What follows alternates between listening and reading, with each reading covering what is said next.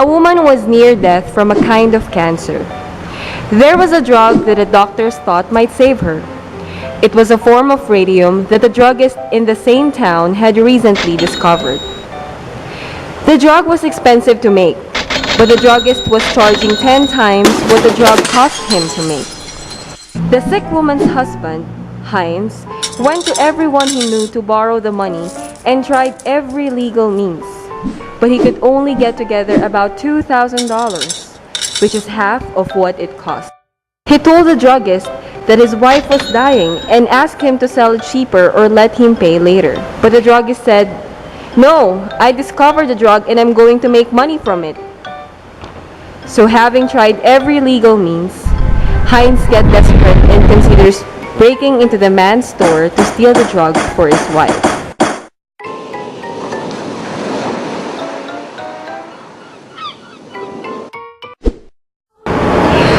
Lawrence Kohlberg adopted and built on Piaget's work and set the ground for the present debate within psychology on moral development.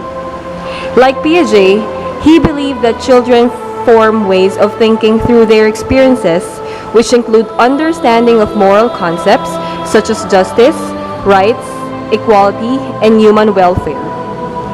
Kohlberg followed the development of moral judgment and extended the ages covered by Piaget and found out that the process of attaining moral maturity took longer and occurred slower than Piaget had thought. If Piaget designed specific tasks to learn about the cognitive development of children, Kohlberg utilized moral dilemmas. The case you read in the activity part of this module is one of the most popular dilemmas.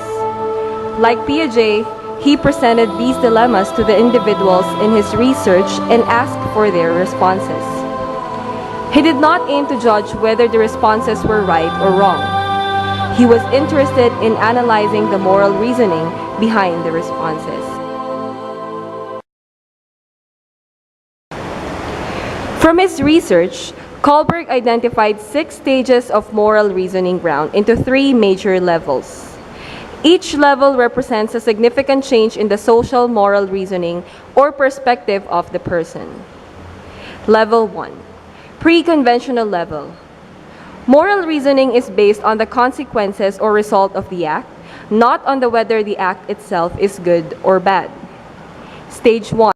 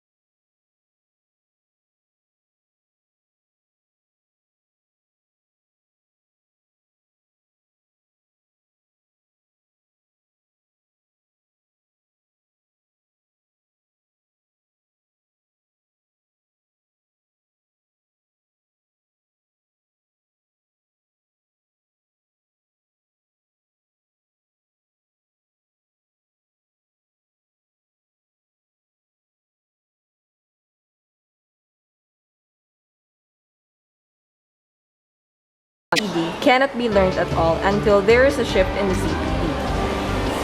When a child does attain their potential, this shift occurs and the child can continue learning more complex, higher level material. Another important feature of this theory is scaffolding. When an adult provides support for a child, they will adjust the amount of help they give depending on their progress. The progression of different levels of help is scaffolding. It draws parallels from real scaffolding for buildings. It is used as a support for construction of new material, the skill or information to be learned, and then removed once the building is complete, which is the skill or information has been learned.